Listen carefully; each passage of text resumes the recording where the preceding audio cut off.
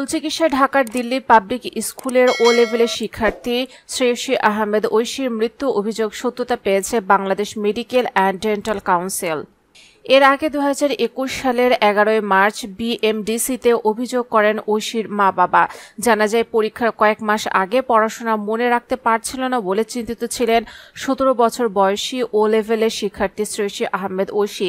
এজন্য সাইকিয়াট্রিস্ট নুরুল আজিমের কাছে নেওয়া হয় ঐশীকে।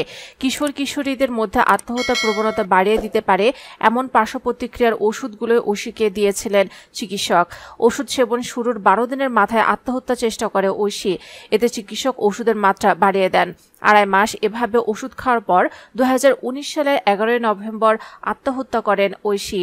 ঐশী মারা যাওয়ার পর থেকে বাবা আহমেদ রশিদ ও মা শর্মিষ্ঠা আহমেদ বলে আসছিলেন তাদের মেয়ে ঐশী আত্মহত্যা করেনি, ভুল চিকিৎসায় তাকে মেরে ফেলা হয়েছে।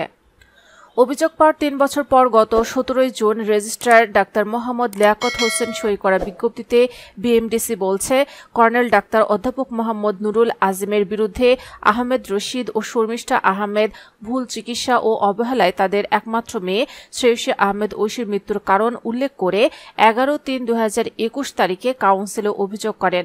কাউন্সিলের তদন্ত প্রমাণিত হয়েছে যে চিকিৎসক নুরুল আজিম অভিজ্ঞ ও জ্যেষ্ঠ বিশেষজ্ঞ হিসেবে পেশাগত দায়িত্ব পালনের ক্ষেত্রে অবহেলা করেছেন। বিজ্ঞপ্তিতে আরও বলা হয়েছে, মাত্রা অতিরিক্ত ওষুধ প্রয়োগে রোগীর মৃত্যু হয়েছে। চিকিৎসক তানজিমা তাজরিন মূলত নুরুল আজিমের তত্ত্বাবধানে কাউন্সেলিংয়ের কাজ করতেন। কাউন্সেলিংয়ের কাজে অদক্ষতা, অপেশাদারী আচরণ ও পেশাগত স্বীকৃত কাঠামো মেনে চলার অসমর্থতা প্রতিফলিত হয়। এছাড়া ওষুধের পার্শ্ব প্রতিক্রিয়া নিয়ে তার ব্যবস্থাপনা বিষয়ে কেন উল্লেখযোগ্য ঘাটতি প্রমাণিত হয়েছে।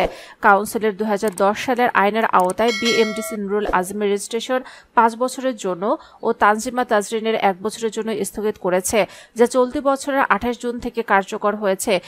এ সময় চিকিৎসক হিসেবে কোথাও চিকিৎসা সেবা দিতে পারবেন না তারা, এমনকি তারা নিজেদের চিকিৎসক হিসেবে পরিচয় দিতে পারবেন না।